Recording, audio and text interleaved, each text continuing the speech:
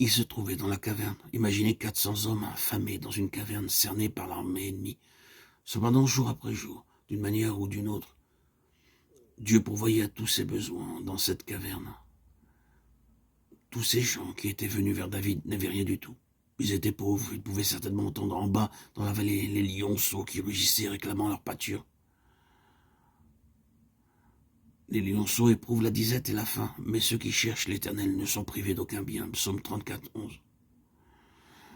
Comment commençait-il donc leur journée dans cette caverne? 1 Samuel 22, 1, 2.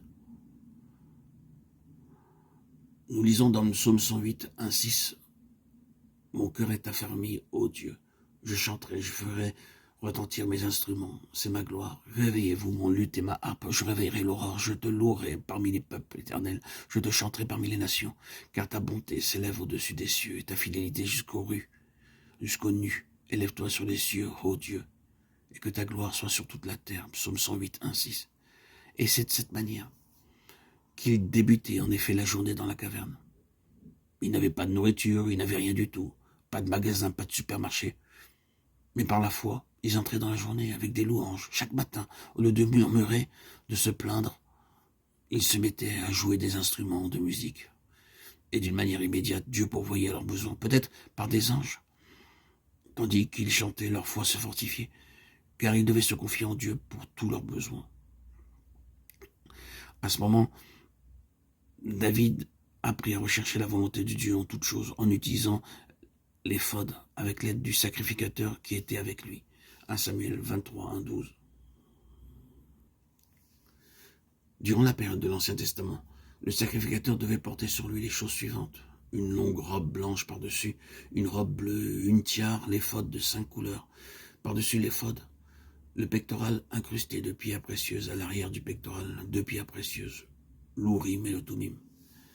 À l'aide de ces 2 pierres, le souverain sacrificateur pouvait discerner la volonté de Dieu pour le peuple. Jusqu'à nos jours, nous ne savons pas comment fonctionnent ces 2 pierres. Pourtant, nous savons qu'au moyen de ces pierres, le souverain sacrificateur pouvait connaître la volonté de Dieu pour son peuple. Et ici, nous découvrons que David lui-même avait appris à consulter Dieu et à chercher sa volonté avec l'aide du prêtre qui portait l'éphod.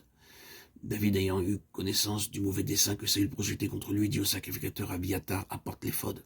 Et David dit, Éternel, Dieu d'Israël, ton serviteur apprend que Saül veut venir à Keïla pour détruire la ville à cause de moi. 1 Samuel 23, 9, 10. Ainsi, nous constatons qu'au travers des circonstances difficiles et douloureuses, David fut enseigné de Dieu, apprenant progressivement à connaître et à découvrir la volonté de Dieu en toutes choses. Mais avant cela, il fallut évidemment que Dieu le délivrât de tout ce qui restait en lui de moyens charnels pour agir et se diriger. Désormais, il dépend entièrement de la volonté de Dieu.